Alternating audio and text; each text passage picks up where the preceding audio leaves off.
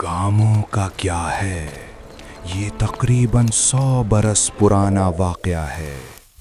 شیخ سعید حلبی رحمہ اللہ دمشق کی ایک مسجد میں درس دے رہے تھے۔ اتفاق سے اس دن ان کے پاؤں میں تکلیف تھی، اس لیے وہ پاؤں پھیلائے بیٹھے تھے۔ معمول کے مطابق استاد کا چہرہ دروازے کی طرف تھا، پشت قبلے کی جانب، اور شاگرد سامنے ادب سے بیٹھے ہوئے تھے۔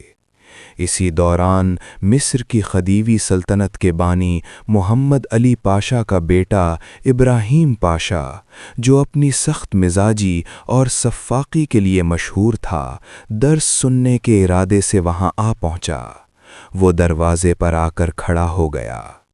مجلس میں بیٹھے لوگوں کو یقین تھا کہ حضرت چاہے کتنی ہی تکلیف میں ہوں، اس موقع پر پاؤں سمیٹ لیں گے، مگر انہوں نے نہ درس روکا، نہ اپنی نشست بدلی، اور نہ ہی پاؤں سمیٹے۔ وہ اسی سکون اور وقار کے ساتھ درس دیتے رہے۔ ابراہیم پاشا آ کر انہی پھیلے ہوئے پاؤں کی سمت کھڑا ہو گیا۔ شاگردوں کے دل خوف سے کانپ رہے تھے کہ اب کیا ہوگا؟ کیا شیخ کو سزا دی جائے گی یا کوئی سخت رویہ اختیار کیا جائے گا؟ مگر حیرت انگیز طور پر شہزادہ خاموشی سے کھڑا رہا، کچھ نہ کہا، اور پھر واپس چلا گیا۔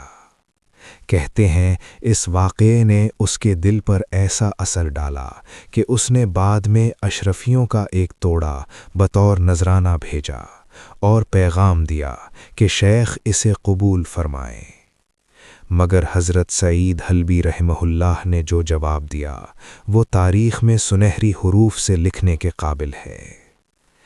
اپنے بادشاہ کو میرا سلام کہنا، اور کہنا کہ جو شخص پاؤں پھیلاتا ہے وہ ہاتھ نہیں پھیلاتا۔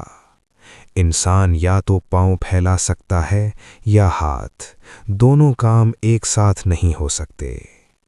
جب میں نے پاؤں پھیلائے تھے اسی وقت سمجھ لیا تھا کہ اب میں ہاتھ نہیں پھیلا سکتا۔